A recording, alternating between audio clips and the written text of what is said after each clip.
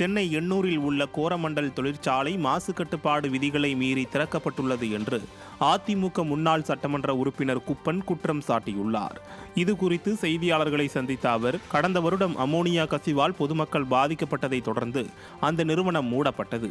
ஆனால் மறுபடியும் விடிய அரசு அந்த தொழிற்சாலையை திறக்க அனுமதி வழங்கியுள்ளது. இதனால் மறுபடியும் அமோனியா வாயு கசிவு ஏற்பட்டால் சுற்றுவட்டார மீனவ மக்கள், கிராம மக்களுக்கும் பாதிப்பு ஏற்படும் அபாயம் உள்ளதாக அதிமுக முன்னாள் சட்டமன்ற உறுப்பினர் குப்பன் குற்றம் சாட்டியுள்ளார். இதனால் சுமார் 10 லட்சம் பேர் பாதிக்கப்படுவார்கள் என்றும் தெரிவித்துள்ளார். மேலும் கப்பல் மூலமாக அமோனியா வாயு கொண்டுவரப்பட்டால் மக்களை திரட்டி மீனவர்கள் மூலமாக படகுகளில் ஏற்றி கடலில் நிறுத்தி அதனை தடுப்போம் என்று கூறினார். கப்பல் வரும் எழுதி வச்சுங்க.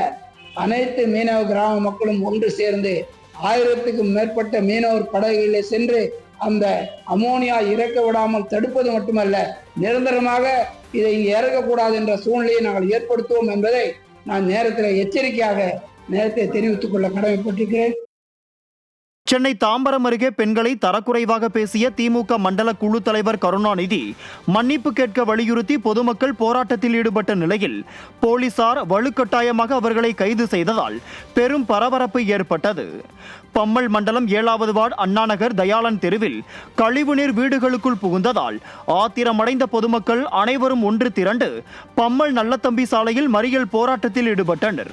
அப்போது அங்கு வந்த திமுக மண்டல குழு தலைவர் கருணாநிதி போராட்டத்தில் ஈடுபட்ட பெண்களை தரக்குறைவாக பேசியதாக கூறப்படும் நிலையில் இதனால் ஆத்திரமடைந்த அப்பகுதி மக்கள் கருணாநிதியை முற்றுகையிட்டனர்.